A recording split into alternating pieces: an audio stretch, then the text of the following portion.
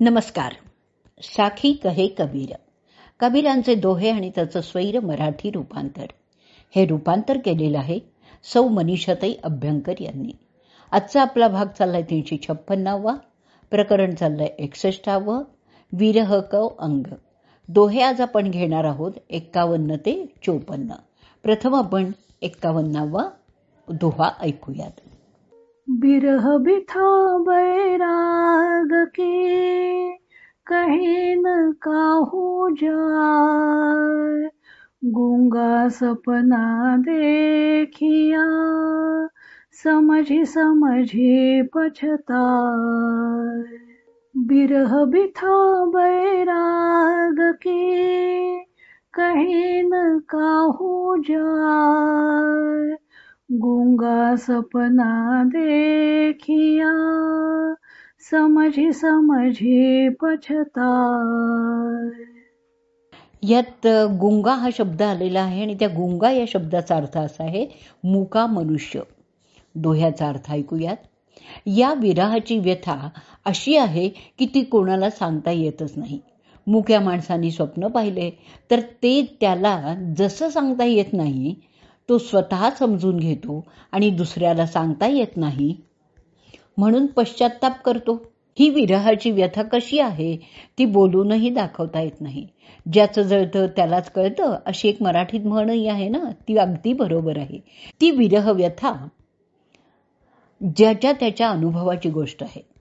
कबीर मुक्या माणसाचं उदाहरण देतात. त्याला जर स्वप्न पडलं तर त्याला बोलता येत नसल्यामुळे आपल्याला कोणतं स्वप्न पडलं ते तू सांगणार तरी कसं, आणि खाणाखुणांनी सगळ्याच गोष्टी दुसऱ्यांना काही कळत नाही म्हणून त्याला तेही वाईट वाटतं. आता आपण ऐकूयात ह्याच दोह्यावरची मराठी साखी. विरह व्यथा ती कशी सांगावी, दोन चार शब्दांनी, मुका पाही जरी स्वप्न चांगले, सांगे कसे खुणानी.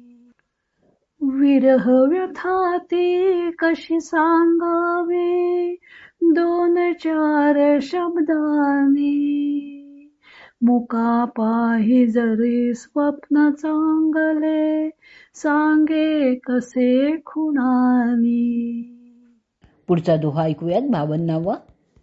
बिरह बडो बैरी भयो, हिरदा धरै न धीर, सूरत सनेही ना मिलै, मिटै न मन की पीर.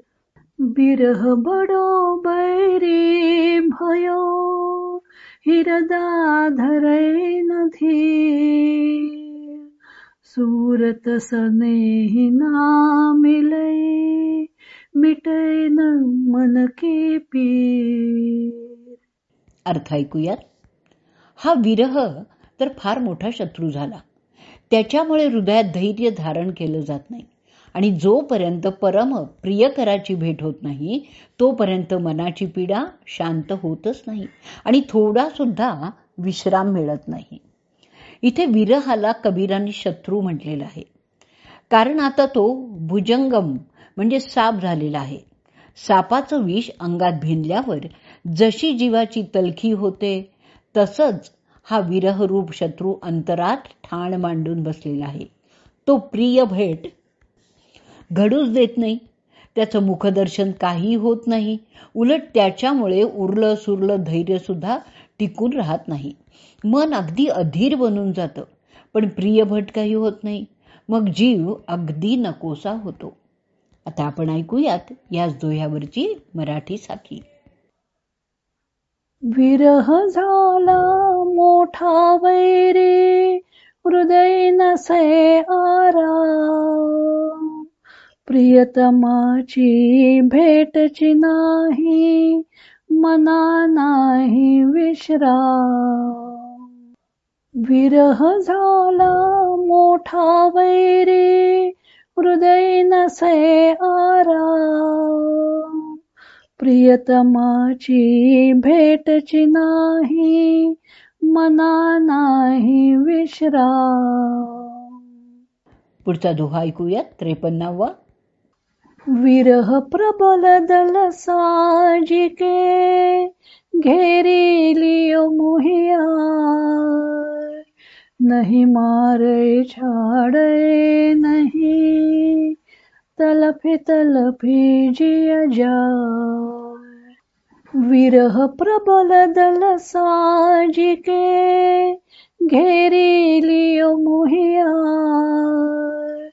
नहीं मारे छाड़े नहीं तलफी जिया जाए. अर्थ ऐकूयात. विरहाने आपलं प्रबल दल समजून मला घेरलेलं आहे. हा मला मारतही नाही आणि सोडतही नाही. त्यामुळे तळमळून माझे प्राण मात्र जायच्या बेतात आलेले आहेत. इथे कबीरांनी विरहिणीची अत्यंतिक तळमळ रेखाटलेली आहे. विरह आपल्या सर्व सैन्यानिशी चालून येतो. विरहाचं सैन्य कोणतं आहे तर प्रिय व्यक्तीच्या आठवणी या सतत सैनिकासारख्या मनावर हल्ला करीत असतात. दुसरं आहे अश्रू. हे या सैन्याचं प्रबळ शस्त्र आहे आणि विरहिणी व्यक्तीचे अश्रू पाठ पुरवतात ना. तिसरं आहे मन बाकी कशातच रमत नसल्यामुळे उदासीनता येते आणि त्यामुळे विरह अधिकच तीव्र होतो. चौथी गोष्ट आहे विरहाच्या काळातील रात्र ही खूप मोठी वाटते. प्रत्येक क्षण हा युगासारखाच भासतो. या सर्व सैन्यानिशी विरह चाल करून आला की जीवाची हातात फक्त तडफडच राहते. आता आपण ऐकूयात मराठी साखी. प्रबळ दलते सज्ज करूनी घेरले विरहाने ना मारी ना सोडी मजसी मन भरे व्याकुळतेने. प्रबळ दलते सज्ज करूनी घेरले विरहाने ना मारी ना सोडी मजसी मन भरे व्याकुळतेने. पुढचा दोहा ऐकूयात. 54वा. बिरह कुल्हाडी तन बहे घावन बांधे रोह मरने को संशय नहीं छुटी गया भ्रम मोह. अर्थ ऐकूया. हा विरह कुऱ्हाडीसारखा आहे. तो माझ्या शरीरावर टाकी लावल्याप्रमाणे सतत घाव घालत आहे. तरीही मला मरणाची भीती वाटत नाहीये, कारण माझा मोह, माझा भ्रम सर्व काही संपलेला आहे. विरहाचा घाव हा कुऱ्हाडीसारखा आहे असं कबीर सांगतात. कुऱ्हाडीने वृक्षावर घाव घातला की त्याचे 2 तुकडे होणारच आणि तसे ते होतातही. तो धराशी होतो. तसा विरह कुऱ्हाडीप्रमाणे घाव घालून लचके तोडत आहे. तरी सुद्धा विरहिणीला मृत्यूची भीती वाटत नाही, कारण तिचा जीव फक्त आपल्या प्रेमस्पदात गुंतलेला आहे. इतर कोणतीही गोष्ट तिला प्रिय वाटतच नाही.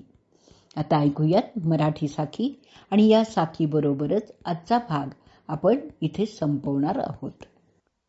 कुऱ्हाडी सम घाव घालुनी छळे मजसी तो विरह मृत्यूची ना भीती मजसी संपले भ्रम मोह.